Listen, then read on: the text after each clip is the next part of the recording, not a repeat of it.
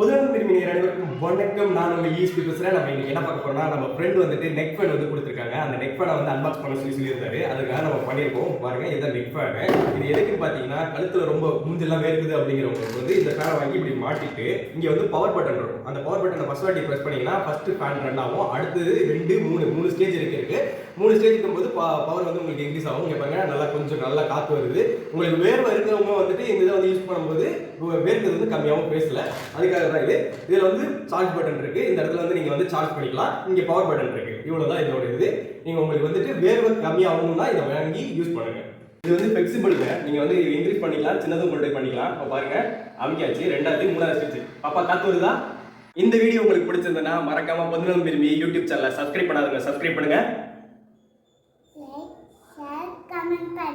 உங்களிடமிருந்து விடைபெறுவது உங்கள் ESP ரிதுஷ்னி. பாய்.